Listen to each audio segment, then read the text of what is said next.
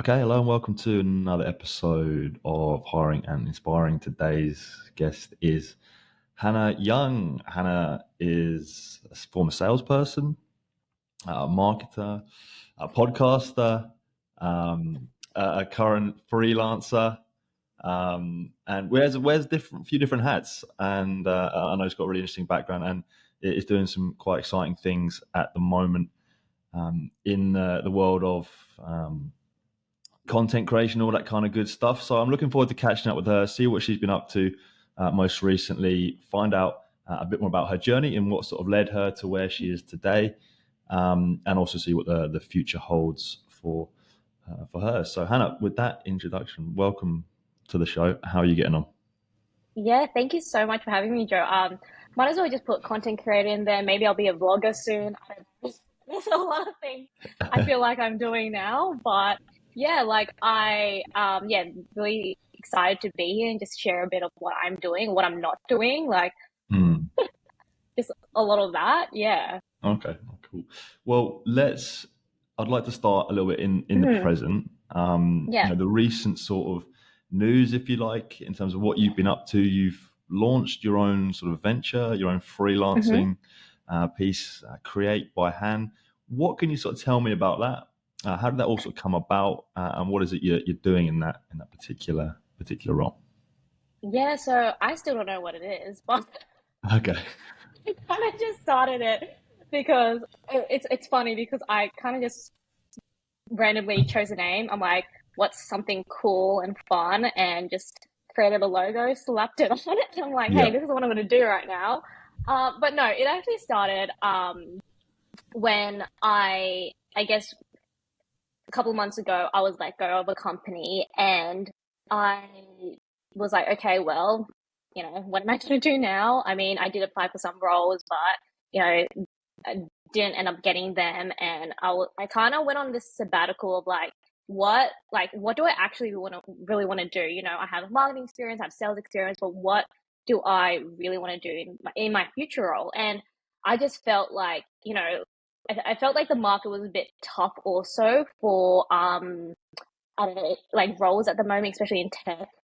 And I was like, look, it's almost towards the end of the year. What can I do currently to, I guess, utilize my skills? And I also was like, oh, I really miss marketing a lot because I do have marketing background. And it kind of just started from there. And I kind of like created a job when I had no job for Yeah. myself. Um, and I guess that's more of my hustle mentality. I mean, I did take a bit of a break. I went traveling and all that stuff, but I still wanted to keep busy. So that whole freelancing business I kind of started and it's still going. I'm still working on it, building on it. I kind of have a knack of like building presentations or like whether it's sales decks or marketing presentations and just building them for like I started building them for friends, helping them out, just doing some content creation, stuff like that. So I definitely want to help, individuals and tech startups. I think that's, I've worked in tech startups for the past 5 years, and that's really Yeah. one thing that I like, I still love and love being around, especially the community. So that's kind of how it like, yeah, really started. Um, yeah. And how's it been going? Like, how have you been helping companies? Like, how has it sort of been received with the people that you've been helping, the work you've been doing? Yeah, well, I mean, it's still going. I think it's been good. I've been getting really good feedback. And Yeah. to be honest, I had a friend who I've been helping and still helping that actually pushed me into this direction because I feel like for me, I have a bit of a imposter syndrome of, can I really do this? Like, I don't think I'm even qualified or equipped enough. Mhm. But I think you're always your biggest critic. And I think for me, I just needed a bit of encouragement and push, and people were giving me really great feedback. And I know the work that I've been doing, the projects that I've been working on have been good. So I think I just needed to like back myself a little bit. And right now, I would say, honestly, it's not even a full time thing yet. Yeah. Would I love it to be a full time thing? I think definitely in the future. I think for me right now, I still have been working on other passion projects that I still want to continue. But yeah, I think I just thought, hey, I'm going to go slow and steady and just build on it. And I started this and I'm going to run with it. Yes.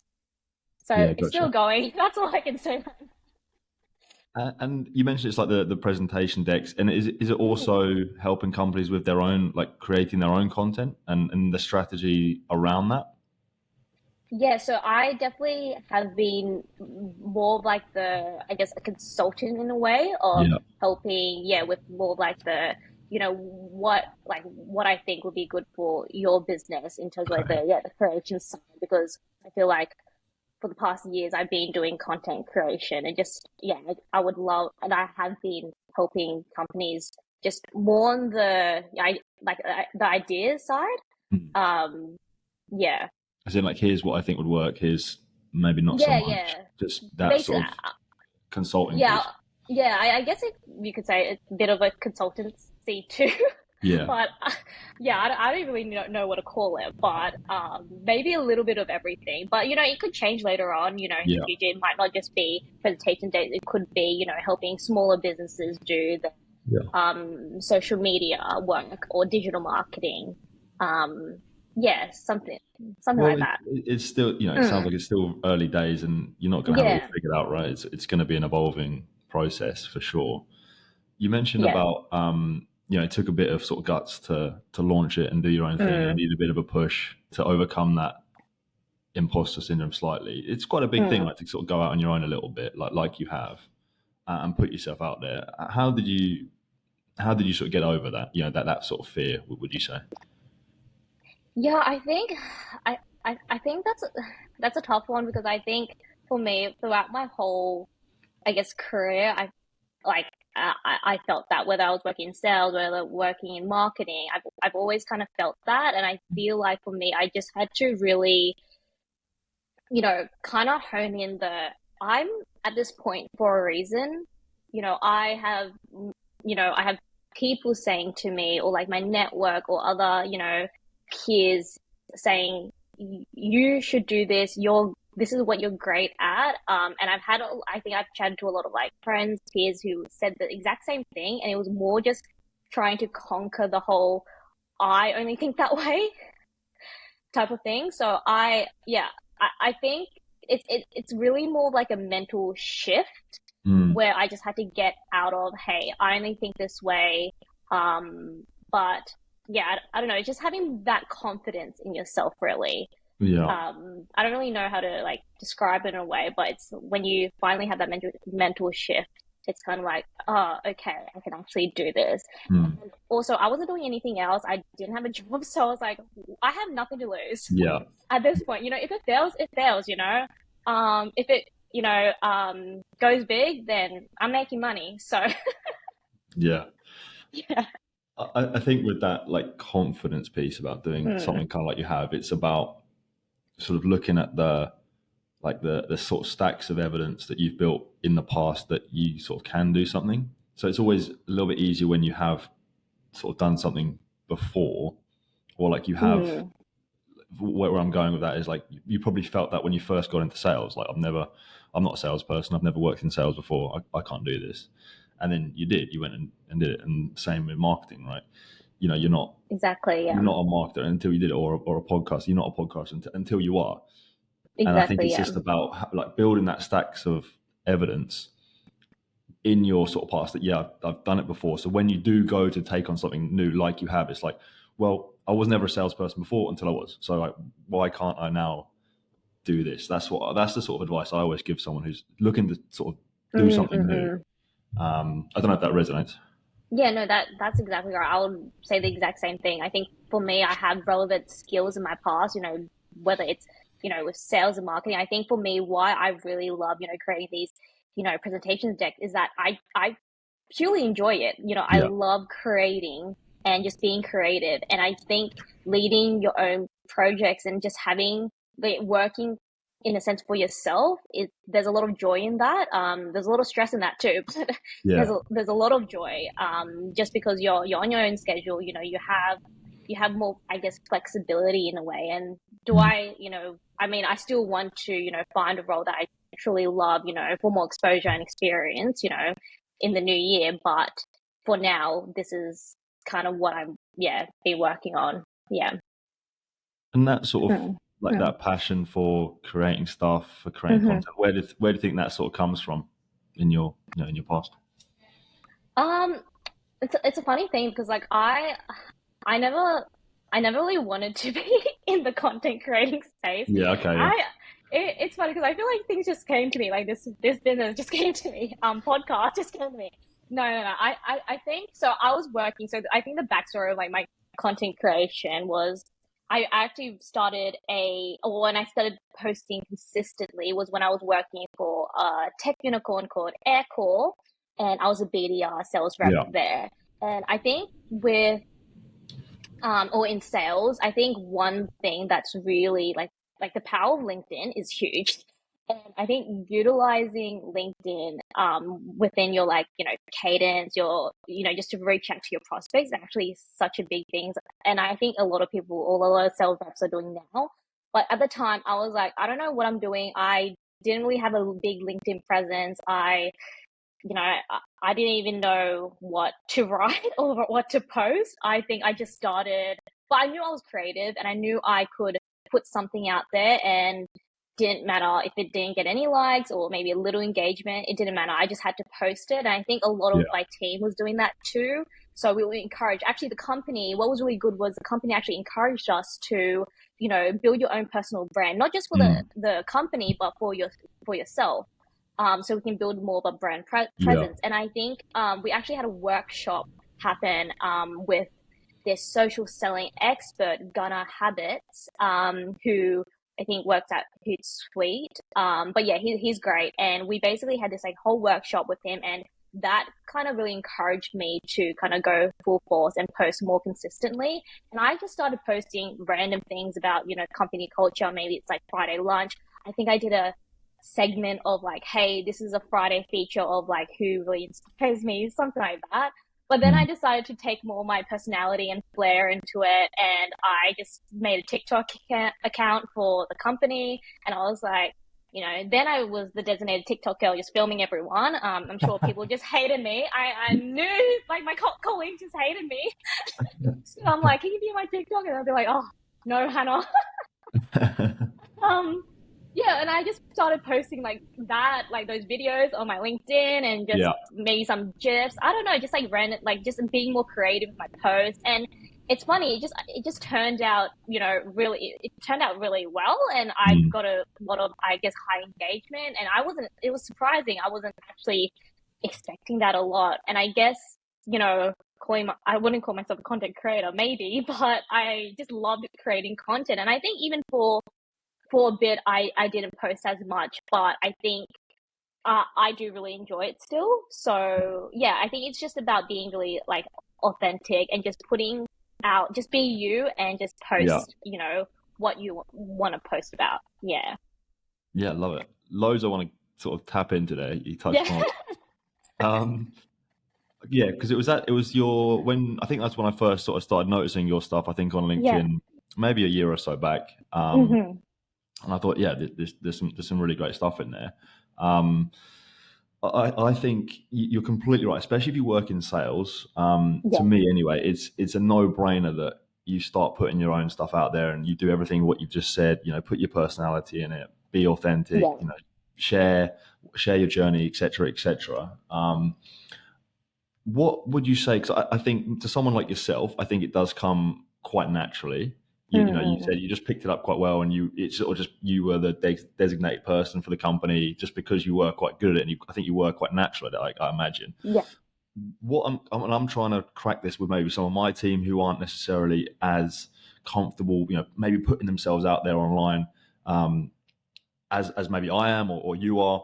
Yeah. What advice would you give to that person who's maybe not a natural, who Mm. doesn't like getting on the camera or being a little bit vulnerable online? What would you say to them? Yeah, no, a great question. I think at first, I'm gonna be honest, it didn't come natural to me too. I did not want to Okay. be, on camera, like or film videos. One thing that helped me was that I know I did have a marketing background, so I was already, creating like social posts Yeah. for a previous company, so that kind of helped me get my creative, juices going. But I think what really so putting myself on camera or just doing, taking photos of myself or like, videos on TikTok, that was pushing me or putting me, or I guess taking me outside of my comfort zone. Yeah. But the best advice I could really give is just, yeah, really being yourself, but also pushing yourself a little bit, because that's exactly what I did. And I think now I love it. I've created a lot of TikTok videos, and I didn't think like, yeah, I think one TikTok that I did was like a voiceover, like day in my life type of thing. I'm like, oh my gosh, I would never do this. This is kind of cringe. But I was like, hey, you know what? I love creating. I love editing these videos. I love the creative stuff that I'm doing for this Mm. company. Hey, why don't I just try something different? So be yourself, but also just push yourself a little bit. And also, if you don't have any like content ideas, I think that's where I kind of struggled with too, like just pushing out content or just being consistent with content. Like every week, Mm. I think I put a goal for myself. Like every week, I have to post something. It could be anything. So it could be, a photo of my team, or maybe, I don't know, some different tools I use as a BDR. I think that was one post that I did. And I, what I would also say is that you could, get, help from your other teammates, like, basically bounce around ideas for content, because yeah, like you use your team, use people Yeah. around you that could help you. And also, we have the best tool right now, ChatGPT. Ask chat for like, any content ideas, and it doesn't have to be Mm. what what it puts out, but it's just some ideas that could take you, just take your mind like going. Yeah. Just because I think anyone can really be a content creator in a way, in a, like, especially in a sales role, you just Yeah. post something. It doesn't have to be a long post, um yeah, it helps with the job also. I think I did it mostly, one, yeah, for my own brand, the company, but also to social sell. I think if you post stuff consistently, and then your prospects are seeing that, and then even if it's a no, maybe right now, later on they could remember you from that company. Yeah. That's what really helped me. I don't know if Yeah. that was good advice, but No, it or that really was a is. lot. No, it is. It's the same for me. I started posting on LinkedIn for like kind of selfish reasons. Like I want to make my job easier. I want more inbound leads. I want, Yeah, I want to help my outreach become more warm because they might have seen my stuff online and all that kind of stuff. And then yeah, it evolved over time to be less of that. Like that stuff didn't keep coming in, but I actually just enjoy doing it, and exactly. which, Yeah, which helps. One thing you said about kind of like planning the ideas, mm-hmm. planning the content, bouncing ideas with the team. I think like it's actually people who want to get into it more and want to like do what we're sort of talking about. Mm-hmm. Probably they don't necessarily they struggle with like actually the systems and processes around doing it rather than actually doing it. It's like they might just suddenly think about, oh, I haven't actually posted anything this week, and they'll just try and like whip up like a post on the fly on on a Friday afternoon or something. I Yeah, like personally, I like plan all mine out. Like there's like block out time to do yeah, it, and I sort of every time I might like speak to someone on the phone that might give me an idea for something. I make a note of it. So I've got like systems and processes around yeah, doing what I post that help me. I think that's probably the main thing that people fall down on. Would you agree with that? What advice would yeah. you give someone? I know, I definitely agree, because I'm actually the same too. I think before I would always I use like Google Calendar, right? So I would like use my calendar a lot, and I would always have a block of time. Hey, this is when I'm writing my LinkedIn post. This is when I'm posting my LinkedIn post. Or when I'm filming a TikTok, or when I'm posting it. So I would use like I guess scheduling to help me also, just to keep me on track. Um Also, when I ever had an idea in my head, I think I had a Notion, and I would just put in my ideas bucket, and this is so I had like different topics. I think that really helped me too. So I can just like pick one and be like, okay, this this week I'm going to write about this, or the next week I'm going to write about this. And I think you're so right. Like, having a schedule and have like just planning it out actually helps. But I think that's with everything too. So, if you can have some processes too, I guess, content creation, I think that really helps you get you like off the ground. Yeah. But I also think like one thing that I struggled with is before, like I was really consistent in posting, but then after I kind of stopped posting for a while, I think I was inconsistent. That kind of threw me off my game a little bit. So I think it's like easier to be, you know, like if you're consistent, it's easier to keep going with it. But then when you stop and then getting back into it, I find it a bit, hard or difficult. Well, that's what I thought. Yeah. I think you've just got to like build it Mm, up. Like for someone to just like mm, start like if it's to go from like zero to like pumping up loads of stuff is almost impossible. You've got to build it up. Like so, yeah. like I post probably twice. I post twice a day on LinkedIn, but like Mm, mm, mm.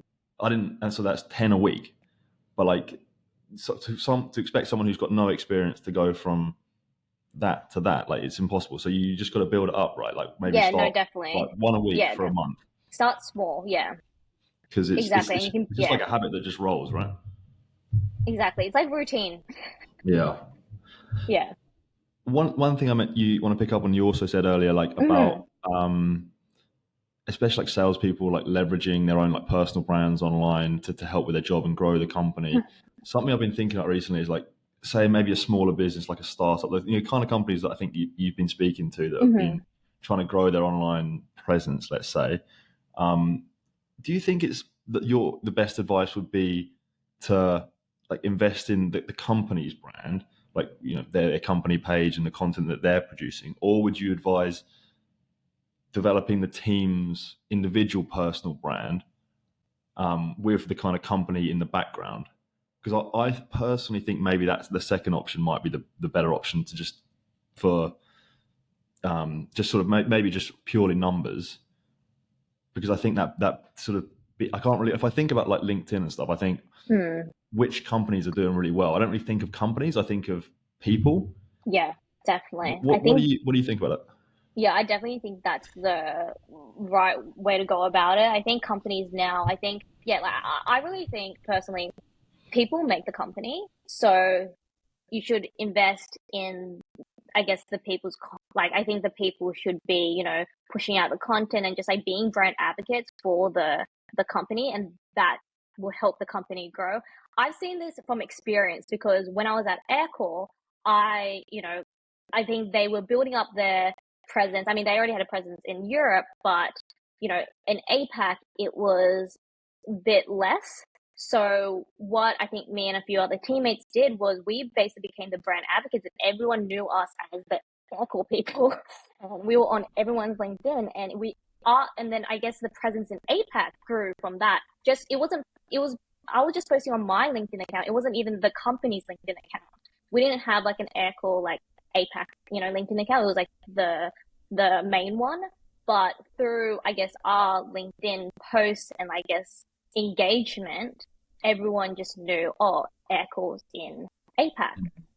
So I seen that from experience. So yeah, definitely, having your people really be those brand advocates and just those content creators for the business really really helps. And I think yeah, smaller business can really take that on too. Yeah. Yeah, I think that's great, by the way, what you said about earlier about aircall, Mm. like encouraging you to do that. um, Yeah. because you do hear stories about companies sort of restricting individuals like LinkedIn use and online use because I don't know, they can't necessarily police it as much, or they fear um, you know by putting yourself out there they might get approached by the companies. I think it's, I don't know, companies that Yeah. are encouraging individuals to do it are hopefully winning. I don't know. Yeah, I would definitely agree too. But I mean, yeah, there's always got to be some like maybe like things you have to like I don't know branding guidelines or whatever. But I think in the beginning I made sure that like hey, this is on brand, but I'm like I didn't get into those. I just kept posting. Yeah, yeah, fair I'm enough. like okay, Yeah, keep getting a pat on the back. Okay, cool. Like yeah, I'll keep it. We've talked quite a bit about sort of mm, marketing, sales. You've got a mm. background in both. This might be a tricky question, but what do you sort of feel like you identify yourself as? Do you feel like there's a lot of crossover there as well? How do you sort of differentiate between the two? Yeah. Well, marketing sales. Well, if you asked me a couple of months ago, I would have switched it up and I would have been like, one day I'm a marketer, one day I'm a seller, one day Yeah. I love sales, oh no, one day I love marketing. But I think now I would say I'm kind of both, I love being creative and I love to showcase ideas in a creative way. But I also love building relationships and, connecting with people. And I think I have quite, um, yeah, I think, marketing and sales are quite different, but they also come hand in hand, in my opinion. Having experience in marketing and sales actually really has helped me now.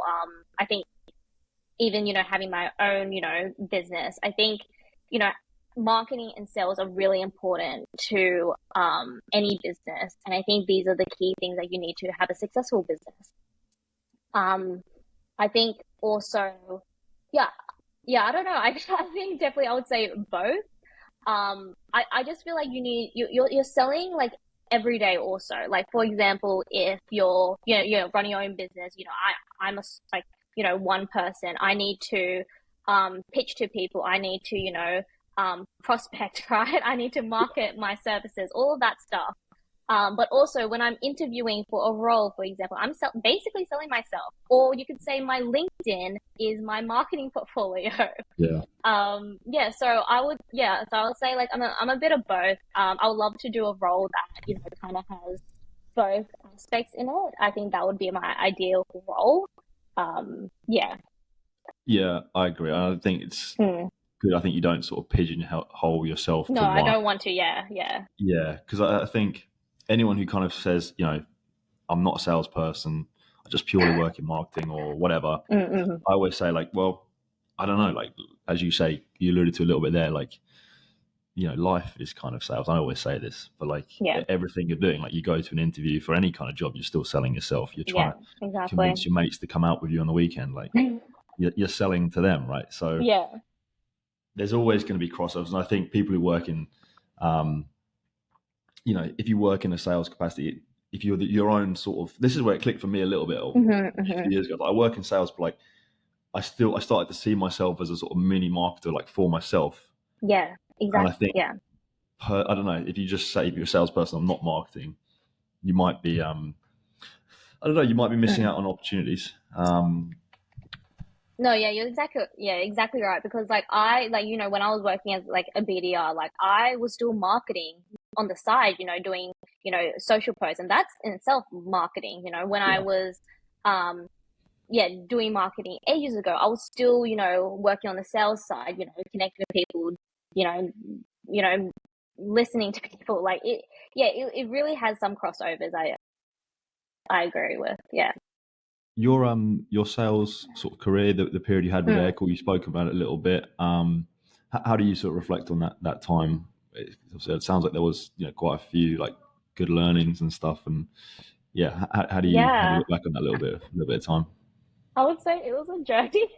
Yeah. I think everyone who's done sales, especially a BDR role, oh my goodness, it's like a hustle. It's like a grind, really. I think Mm. I'm thinking that I'm still tired. No, but I really think I really appreciate my sales career because especially being a BDR, because you just learn so much in the business. You learn all the functions, of the go-to-market team. You work with so many different other teams, like maybe post sales, the marketing, for example. So yeah, you learn a lot through the role. And that like Aircall was a great company to work for. Worked there for almost 2 years, and it was great. I think what I really learned, I guess, from a sales role was, I think for me, it was really about like the skills that I adopted, more about I guess, the resilience, um, yeah, just like building resilience and handling rejection. I would say it was like the biggest things for me. Just because I think with resilience, like, especially doing all those cold calls, you really haven't like you shake it off straight after and it's like fine Yeah. after you kind of get like really it's like becomes like your job, it's routine basically doing cold calls, doing an outbound role. So I would really say, yeah, resilience and handling rejection, because after, I think if I didn't do a BDR role, like I think, after getting rejected from so many different, roles when interviewing, right? Of course, you're going to get rejected. Handling that, because I, did a BDR, that it really helped me, to be honest, just Yeah. like, shake it off and like on to the next. That's Yeah. really it. Yeah. I always say it to people like who maybe come work for my team or anyone who's Mm-mm. getting into sales, like the skills you learn in the job will help you in life, down the track, the Exactly. You would resilience, take it. Yeah. yeah, they'll help you, like you say, that for rejection you might have got for the interviews that you had down the track. Exactly. You mentioned you sort of quite quickly got to like learn to like brushed rejection off and move on. Was that like a process? Did that take a bit? Because I know personally for me it did. Like when I lost a deal or something, Hmm. had a really bad call. It took me a little bit of time to sort of Oh, deal yeah. with it, but over time I just sort of built it up and was able to brush it off. Is that something that took a bit of time with you? Yeah, no, definitely. I think you would be like a superhuman if it took only like a day, Mhm. you know? But no, I think for me it was also a process. Especially having a lot of emotion, I it it's a bit disheartening at times, it's I think the hardest thing was like not trying not to take it personally, but you do take it personally. And I think for me, I took a lot of things personally, which I had to learn. I think in the end, like, hey, you're never gonna see this person again. It's on the phone. Like it's fine. But yeah, it did take a bit of time, and I've had, yeah, after like a bad call, or when I was at BDM, after I lost the deal, it sucked. Really, it did take a bit of time, but after that initial, of course, you got to have that like initial emotion and that feeling of like, damn, it hurts, but you just have to, I guess, yeah, it just takes a bit of time to like get over it, I think. Yeah, so it's definitely a process, but I'm sure all salespeople would say the same thing though. No, no, 100%, Yeah. 100%.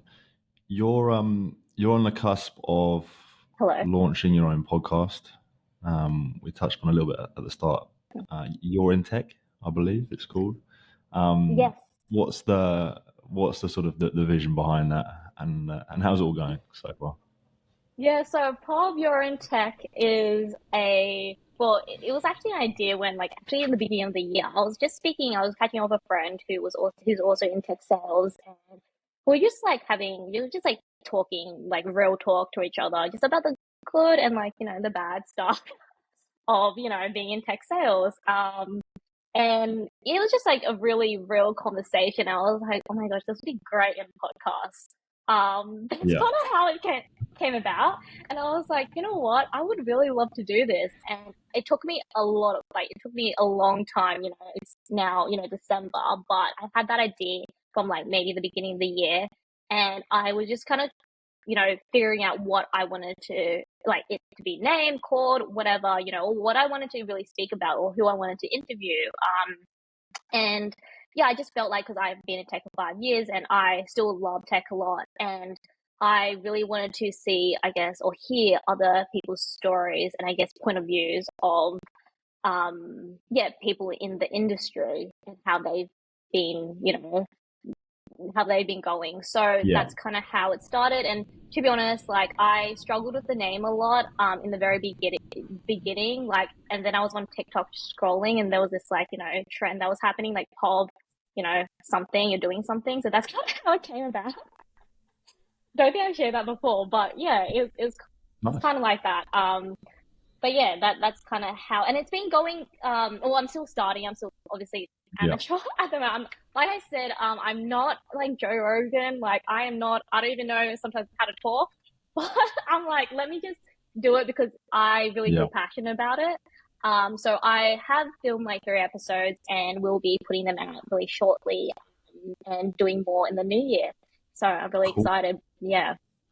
What is it about the tech industry, by the way? Because you've obviously worked in it. You've got this podcast now. What is it about Yeah. the industry that you love, that you sort of has made you stick around that sort of space and want to talk about it and want to share it? Yeah, I think for me, like, one, I love tech in general just because it's never boring. I think it's so fast paced that things are always changing. And I think I've always stand by that. Like, I love how it's just every single day is going to be different. Yeah, But I think one thing that in my career that I found was culture for me was just really important. And the companies that I've worked for, well, some of the companies that I work for have really, really amazing culture, um, and more like family like, and just I don't know. I feel like because I working in like SaaS tech, it was that type of culture. It was like really friendly. Everyone's welcoming. Yeah. I don't know. I just love the culture a lot. So I think for me, that's why I always stayed. I think, just because culture and just also tech itself, I think, tech startups, I think I really have a passion for people who are trying to grow their business and just creating a Yeah. product and just kind of, building on that just because I've worked for a lot of tech Yeah. startups, and I still have a passion in that. So that's kind of how the idea came about. Yeah. It makes sense. Like Mm, it seems to be an industry that attracts sort of high performing, ambitious people who mm, want to grow mm. things and make things happen. So naturally, it does make sense that you want to be around that and be Yeah. part of it and learn from them, etc. So yeah, I think it completely makes sense. You talk about like the culture there. Um, Mm, you've obviously worked for a few startups and sounds like you've seen some really good culture. I'm always thinking about like what does make what it's a bit of a buzzword, right? The culture of a business yeah. successful or a good culture, but it is something. It is something tangible, and it can be a real make or break for people having success and enjoying their role. Mm, What mm, have you mm, seen mm, that like exactly. maybe from leaders within these startups that Mm, you've yeah. worked for? What have they done to create those exciting and good cultures that you've worked for? Yeah, I think with culture, I think culture really starts with like the people, and people also meaning, yeah, the management, the leadership team. I think it comes from top down in a way at times, and I think what I've seen in the past is that, the good companies that I work for, the culture really stemmed from, yeah, the leadership team, where they really cared about our well-being.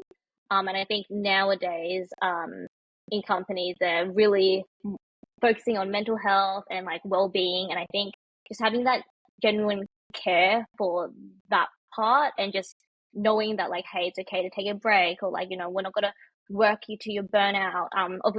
Of course, like in a sales role, it's a bit different being in a high pressure role. But yeah, like I think just that initial like transparency, and that, yeah, just being like more genuine and just caring about that well-being side, I felt that created the best culture. And like, yeah, you can have like, you know, um, lunches, or like, end of financial year events and all that stuff to bring people together, which is great. But like when I started Aircore, I actually started during lockdown. So I actually didn't meet any of my team. We were just all on Zoom all the time. I was like working from home, but I still felt the culture was amazing, just because I think everyone, like the people, were just like, um, just always willing to help, even though it was on a screen. But also, I think they've created a lot of events that made us feel like we're not alone. But that also, um, yeah, that also happened outside when we went outside of lockdown, and the culture kind of just continued. But I think it's Yeah. also different from like, I think a smaller team or a smaller company. But yeah, I mean, I've also been in companies where, they might have a toxic workplace, and I felt that it could be from leadership. But yeah, I don't really want to talk that much about that, but yeah. Yeah, I think that I call it, I guess, like give a shit factor, right? So that Yeah. genuine, do they care about Mm, their employees? Like, do they actually care? I guess, it's quite easy to have maybe like a one on one with someone or whatever, and just kind of say, how's it all been going, blah blah blah blah. But like to actually mm, have like someone in the team actually be like how are you? Like really, like how are you? Like yeah. those showing that you actually care about the people. That word you said, like being genuine about it, because it's quite easy to sort of not be genuine when you do that sort of thing. And good culture isn't necessarily just like you say, like throwing events Yeah. or whatever. Like that can help, but like it's if the employee like feels that the team care about them. To me, from what I've seen anyway, that tends to create these really good working cultures. So yeah, spot on. Yeah. And No, definitely, definitely. I've got a couple more questions to hit you with. Hmm. we've talked a little bit about the past, what you've been doing in your previous, careers and jobs and that kind of thing. We've talked a little bit about what you're doing at the moment. What about? I know this is not an easy one to answer. What about the future? What does that look for Hannah Young? Well, no, that's a great question. I don't even know what I'm doing tomorrow, but Um, no, I think for me, I would really love to be in. I mean, I have my freelance business now, but I still want to get more exposure from a company. Um, yeah, but also be in a role that I really, really enjoy. I think for me, that's really important to Yeah. do something that I really want. And I think with having this spirit of, doing my project, doing my own thing has been great because I actually really know what I want to do now or what role I want to get into. So I think that would be kind of like a future goal. I think, um, also I love to, I think this is more like near future goals, but really love to get into more of like or get better at the podcasting. I know I'm just starting out, but I'll love to see that grow a lot. And yeah, just keep building more content, I think, online. I think those are Mm. really, I think they're basic goals, but those, I would say those are my like future goals for now. Yeah. Love it. And one final question for you. This is my typical closing question on the Mm-hmm. show. You can take this whichever way you like, personally, Mm-hmm. professionally, whatever way, in your life. It's around the idea of success. Mm-hmm. What does success mean to you? Yeah. No, I love this question, really. To me, I think success probably looks a bit different now than it probably looked like, a couple of months ago or like Yeah. maybe a year ago. But because before it was probably like status or how much I make, right? Okay. But Yeah. like I worked for some awesome companies and that was, I learned a lot from them and I thought I was truly successful. I had my brand, I got like, I had high engagement, all that stuff. I thought I was pretty, or I felt really successful at that place. But then, when I was at a place where I didn't necessarily enjoy and it was for a short period, I think my mindset really shifted. So to me, now success really means fulfillment. So I don't really want to chase success as much, but I do want to chase fulfillment. So I believe for me, if I'm truly successful, in a role job, I'll be doing what is truly fulfilling to me. So I don't less. know if that's No, no, it does. It makes sense. So it used to be kind of material success or, yeah. status based, what is traditional kind of things. But then it sounds like you've been on a bit of a journey and it's now more inner peace, inner fulfillment. Yeah, more fulfillment. So success equals fulfillment to me. What sort of changed in the mindset, by the way? Well, how did you sort of come to that? Um, I just think like I think it's just because like sometimes it doesn't really look like or it doesn't look like how it seems. I think that's the right term. Just because I think when I was starting out my career and I'm like, yeah, I'm gonna be, I actually thought I was gonna be a marketer for my life. Then I went to sales. Then, I didn't have a job and I'm like, what is this? And I think when something or when adversity happened to me, I think for me that was kind of like the shift of like I need to redefine what success really means to me. Yeah, And yeah, I think that's kind of the shift or like the trigger of like, like, is this really what I believe success is to me? And it yeah, could, success to everyone is different, but to me, that's what I feel. Just because I felt like, when I said before, I felt like I was successful, but then it all kind of yeah. unraveled to me. I Okay, was yeah. just like, is this really success? So that's kind Mm. of how I changed it a bit. Yeah. I think that's very normal, but a lot of people in their when they're kind of younger and in the early stage of their career, kind of look back on that. When you look back Mm, on it, I thought I had it all figured out, and then you kind of get a bit older. Maybe that just comes with a bit of age and wisdom. You look back and you're like, yeah. oh yeah, I didn't have it all figured out. And I think the stage of the career and sort of by the sound of things, life you're at, it's you're not supposed to have it all figured out. You're Yeah, still you are everyone is right. Everyone is still figuring it out as exactly. I'm um, still figuring it out. Yeah. which is like absolutely fine because everyone Mm, else is no one has it no one has it all. Yeah, everyone's still sort of making it up as they go along. I believe anyway. So Exactly. anyone who Yeah. pretends that well, anyone who says that they do have it figured out is You're probably lying. lying. Yeah. Well, that's a good note to finish on. Hannah, thank Yeah. you very much for joining me on Thank the show. you. Really No, this is appreciate you so going much running fun. through all that. I know we touched upon a bunch of stuff Yeah. there, but yeah, hopefully someone will take a few peeps from what you've just said there and gain some value, because there was plenty in there that you shared. So thank you very much for that.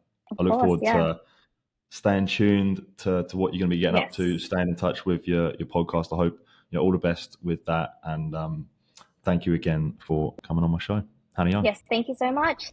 Thank you. Bye.